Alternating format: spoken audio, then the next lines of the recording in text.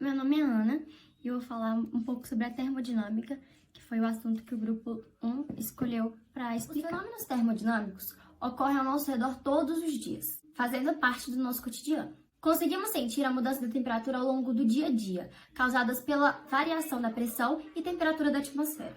Quando levamos a água ao fogo e esperamos que ela chegue ao seu ponto de ebulição para realizarmos atividades do dia a dia, como passar um café ou até mesmo higienizar recipientes, podemos perceber seu grande potencial para gerar movimentos e trabalho útil.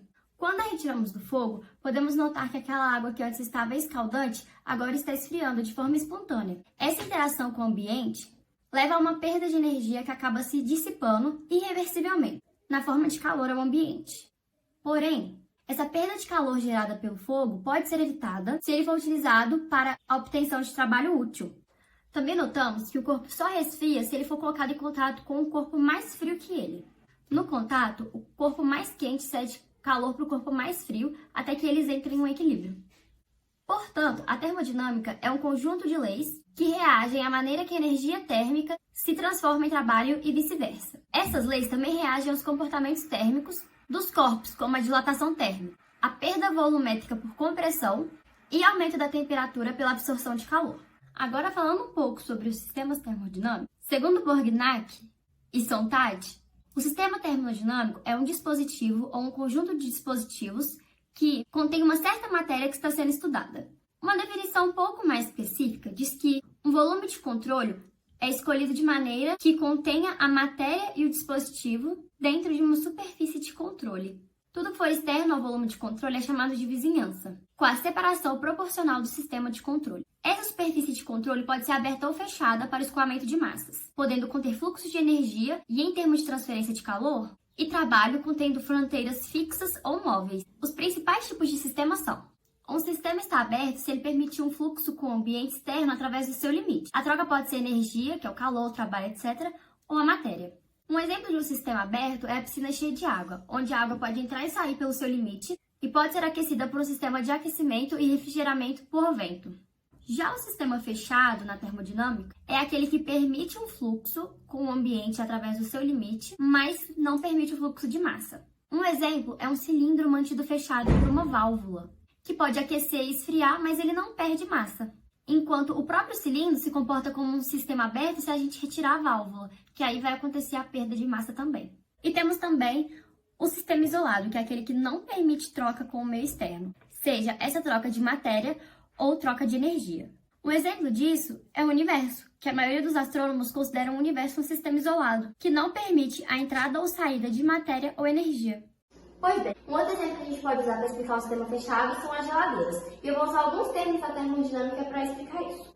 O primeiro termo é a vizinhança, que nesse caso seria as laterais e a tampa da geladeira, que tem por função separar a geladeira do universo em si e impedir a troca de calor e matéria. E tudo que está ao redor da geladeira é chamado de universo. Agora, com a geladeira aberta, eu vou colocar esse copo de água, que está em alta temperatura. O que vai acontecer é que, com o passar do tempo, esse objeto quente dentro da geladeira vai passar sua energia para os demais alimentos que estão dentro dela, o que fará com que ele trabalhe mais até que todos os alimentos dentro da geladeira estejam na mesma temperatura. Esse processo é o que nós chamamos de equilíbrio termodinâmico. E já que tocamos na palavra temperatura, nós podemos explicar ela aqui dentro mesmo. No processo do equilíbrio termodinâmico, que eu já acabei de explicar, após colocar esse objeto dentro da geladeira, que no caso foi a água, o copo com água quente, ele vai começar a esfriar e o movimento das partículas vão começar a diminuir. Quanto menor for a temperatura do objeto, menor será a movimentação cinética das partículas. Leis da termodinâmica. A lei zero é uma lei que determina que, se dois corpos, A e B, estão separadamente em equilíbrio, com um terceiro corpo, C, então A e B estão em equilíbrio entre si. Vale lembrar que o equilíbrio térmico acontece quando dois corpos, inicialmente em temperatura diferente, entram em contato. E com isso, através de uma transferência de calor, eles atingem a mesma temperatura. Em termodinâmica, isso significa que essa anteprimeira lei demonstra como acontece a troca de calor entre dois corpos.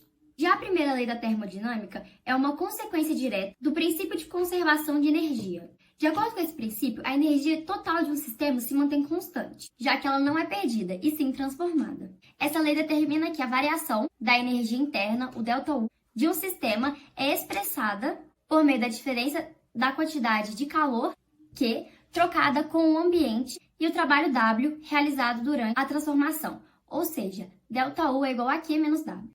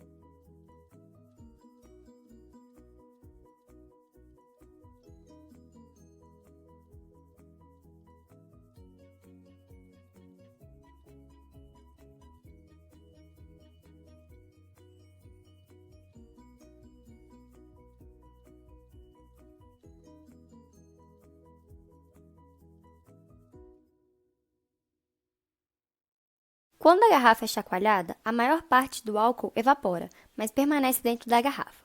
Ao injetar ar dentro da garrafa com a bomba de encher a bola, a pressão aumenta e a temperatura sobe, mas na hora em que se retira a rolha, a pressão e a temperatura diminuem, fazendo com que grande parte do vapor de álcool se condense e forme a nuvem dentro da garrafa. Quando se injeta ar novamente dentro da garrafa, a nuvem desaparece, pois a garrafa volta a esquentar e o álcool que estava condensado na nuvem evapora e desaparece. Isso vai ocorrer quantas vezes você quiser. A segunda lei da termodinâmica trata da transferência de energia térmica. Isso quer dizer que ela indica as trocas de calor que têm tendência para igualar temperaturas diferentes, que é o equilíbrio térmico, o que acaba acontecendo de forma espontânea. Ela está relacionada com o conceito de entropia, que é a grandeza termodinâmica relacionada à irreversibilidade dos estados de um estado físico. O ciclo de Carnot é o processo no qual ocorrem transformações termodinâmicas, sendo duas delas transformações isotérmicas, aquelas na quais a temperatura permanece constante, variando a pressão e o volume da massa gasosa. E as outras duas são transformações adiabáticas, aquela em que o sistema está isolado de quaisquer formas de calor.